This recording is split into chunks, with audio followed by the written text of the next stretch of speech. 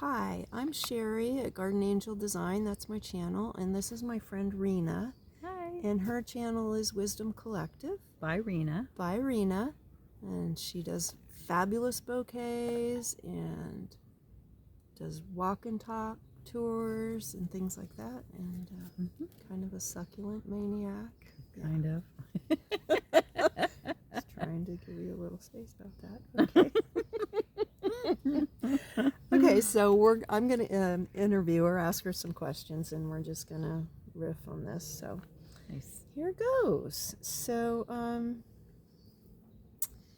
when did you come to this property? Almost 32 years ago now. Wow. We found this property. It's in a rural urban setting.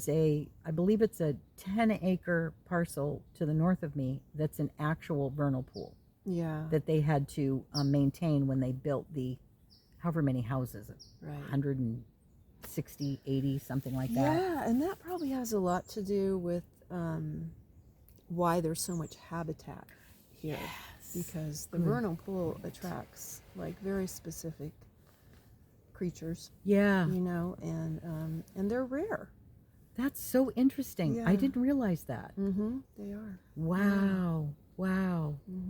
Yeah. Yeah, so that's great that you have that. Yeah. With that habitat influencing your habitat. Absolutely. Lots of frogs, lots of snakes, and I've got all kinds of critters. When we very first moved in, we had pheasants. I haven't seen a fox for a while, but we had foxes. There's squirrels, there's raccoons, there's opossums. I mean, kind of like all the usual in that sense. Yeah.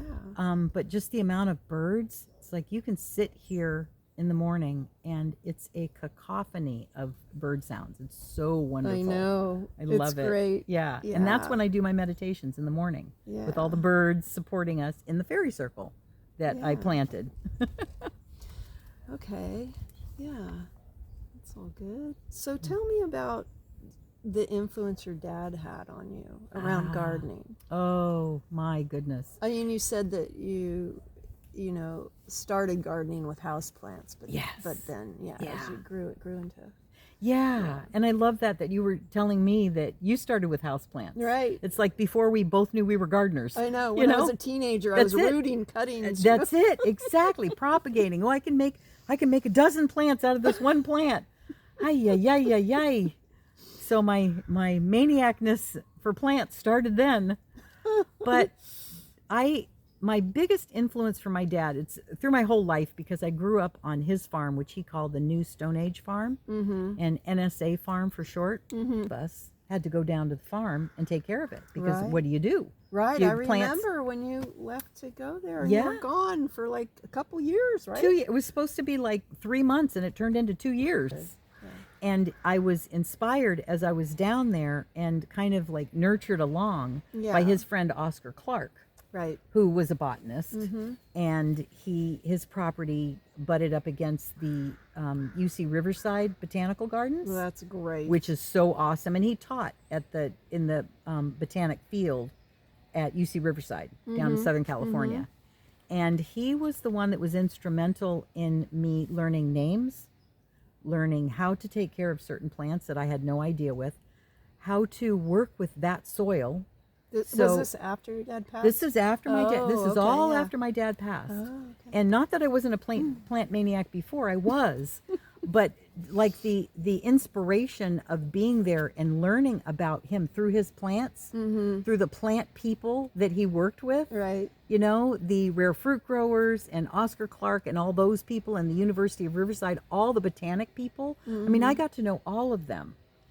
And the idea of soil. So his soil was completely different than mine. It was alluvial because he was right on the edge of the mountains. So it was all sand. And this is not that way. You know, this is like clay. Yeah. You know, and we have lots of rain, and in Southern California, not so much. So that was a big learning curve for me. But Oscar was the one that helped me identify, and I thought to myself, I actually drew a map of the whole property, named all the plants, which Oscar helped me do, and I made plant tags, and I have a plant list. That's great. I know. And I did a blog when I thought to myself, I went, wow, I was taking lots and lots of pictures, and I thought, I need to share these. Mm-hmm. So I thought, well, I'll create a blog. And in 2009, that was the thing. And so I created a blog, I believe it's called nsafarm.blogspot.com. Like also New Stone Age Farm, something like that? Yeah. Okay. Absolutely. I don't know where I remember that from. Yeah, but, that's right. New Stone Age Farm, exactly. Oh. So that was how he inspired me after he passed, but he inspired me through the whole thing because I grew up on the farm. Mm-hmm. I grew up with plants. I grew up with being he was also a Volkswagen mechanic. So you were learning about that. So I too. was learning about that too. You know, it's like my sister and I were the sons he didn't have. No. You know, so we learned about everything. Yeah. That's good. Yeah. Well, that's awesome. Okay. I think we should go for a walk through the garden. Oh, what a great idea. I love Doesn't that. Sound good? Yeah. Let's do that. Okay. Awesome. Yeah, where Just do you want to kinda start? pan around here first, and then we'll walk. Okay.